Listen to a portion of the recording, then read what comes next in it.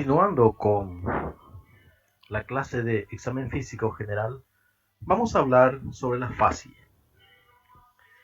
Facie se denomina al aspecto y la configuración de la cara, la expresión facial del sujeto.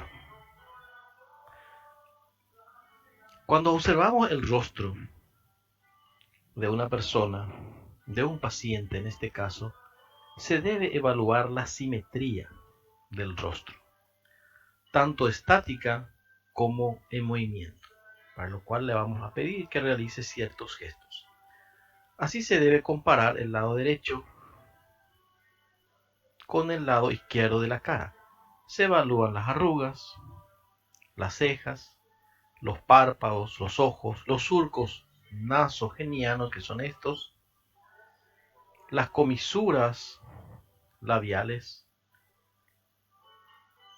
Y cuando la mitad derecha de la cara es igual a la mitad izquierda, decimos que la facie es simétrica. Recordemos que en la cara existen numerosos músculos llamados de la expresión facial.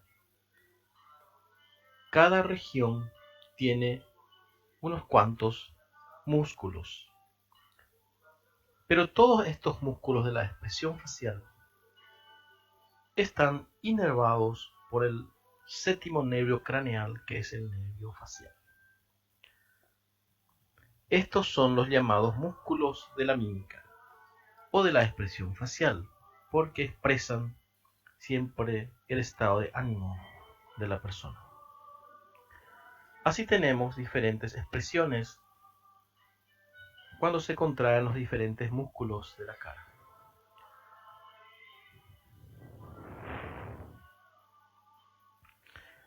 Una facie, entonces, cuando la mitad derecha es igual a la mitad izquierda, en mi cara derecha con la de mi cara izquierda, decimos que es una facie compuesta, es decir, una facie simétrica.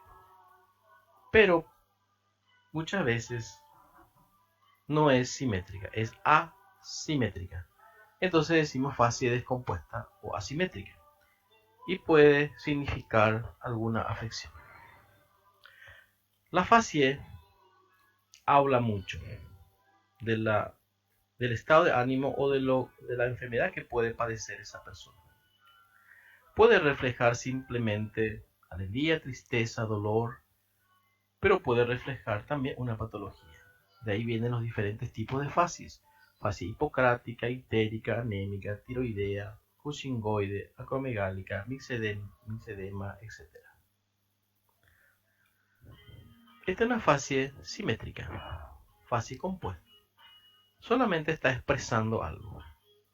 Quizás un enojo, o dependiendo de la persona puede expresar otra cosa. El rostro que habla. Fíjense, esta persona que habla con lenguaje de señas. No solamente las manos pueden tener un lenguaje, el rostro tiene un lenguaje. No sé ustedes qué interpretan con esta fase o con esta. O esta facie. O esta. O esta. El lenguaje de las señas y el lenguaje del rostro. Ella expresa algo. Igualmente el ministro expresa algo cuando le ve hacer ese gesto.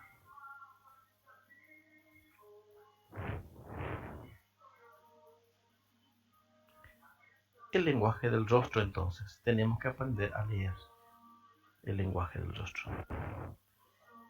¿Qué leen ustedes con estas fases? ¿Qué ven ustedes? ¿Qué interpretan? También existen las facies entonces muy características: la facie de acromegalia, la facie hipocrática, la facie lúpica, la facie de hipotiroidismo, la facie de hipertiroidismo, la facie de cretinismo. La facie hipertiroidea, tenemos que reconocer este rostro, ni bien lo vemos. parece que una persona se haya asustado.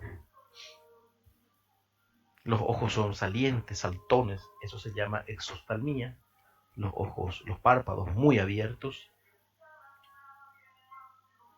y casi no pestañean. La fascia adenoidea. Recuerden ustedes esta imagen de anatomía. Estamos observando el techo de la nasofaringe.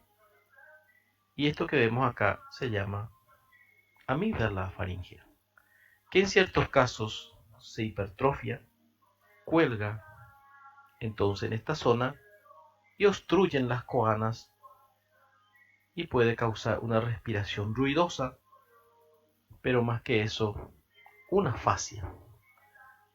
Esta es la fascia adenoidea. Como no puede respirar por las fosas nasales, respiran por la boca. Entonces tienen siempre la boca abierta, la mandíbula caída, también la nariz fina, poco desarrollada. Con el tiempo hay falta de desarrollo del paladar de la mandíbula. Es la fascia adenoidea que solemos ver en los niños y que tenemos que reconocer fácilmente. La fascia neumónica generalmente son pacientes que están con un cuadro de tos, expectoración, fiebre, y observamos en los labios la aparición de vesículas herpéticas. Y a eso se le llama fascia neumónica. La fascia renal se caracteriza por el edema de la cara en general y particularmente de los párpados. Forman estas bolsas llenas de líquido, además de un rostro pálido. Esto ocurre por la insuficiencia renal. Fíjense el edema a nivel de los párpados. Todo el rostro, pero sobre todo a nivel de los párpados. Fascia renal. La fascia del síndrome de Cushing o fascia cushingoide es la cara redondeada, así como estamos observando en esta mujer.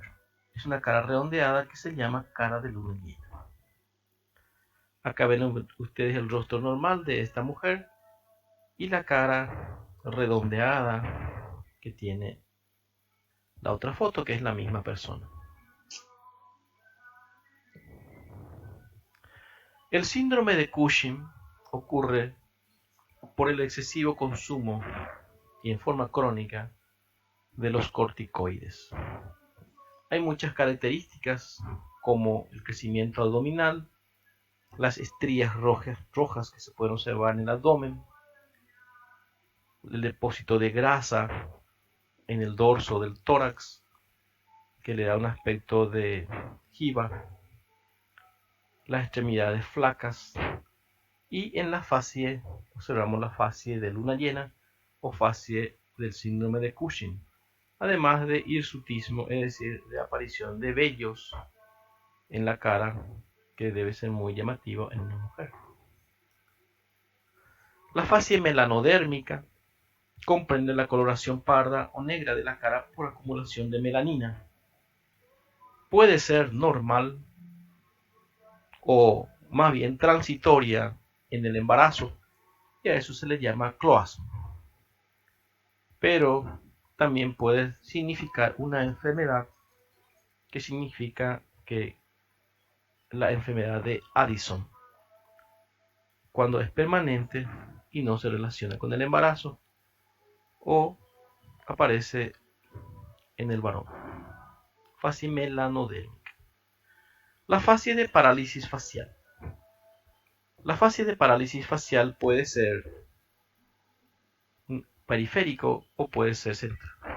Periférico decimos cuando hay una lesión del nervio facial una vez que sale del cráneo. O central puede ser a nivel de los núcleos o de las fibras corticonucleares. La fascia de parálisis facial se caracteriza por la desviación de la comisura de la boca hacia el lado sano. En este caso, la parálisis es del lado derecho, porque la desviación de la comisura ocurre hacia el lado izquierdo, que es el lado sano. Entonces el lado enfermo, el lado paralizado, desaparecen los surcos, no hay surco en la región frontal, no hay surco nasogeniano y la comisura se desvía hacia el lado sano. Igualmente en este paciente.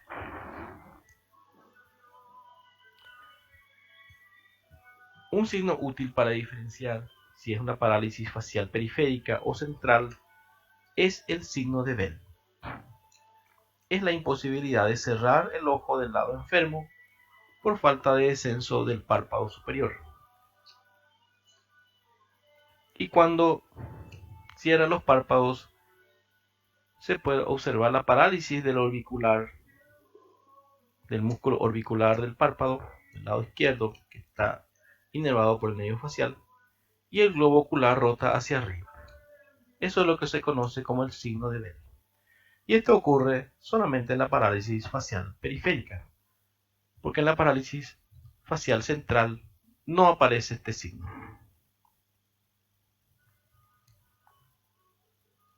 La parálisis facial periférica, entonces, hay una desviación de la comisura de los labios hacia el lado sano. Se borran las arrugas de la frente del lado paralizado y aparece el signo de Bell cuando cierra los ojos.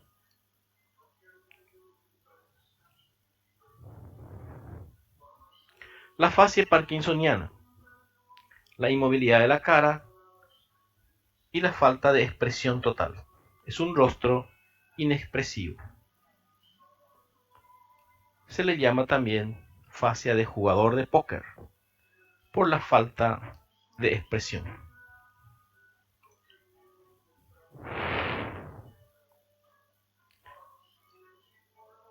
Tiene la mirada fija, cutis grasoso y no hay expresión.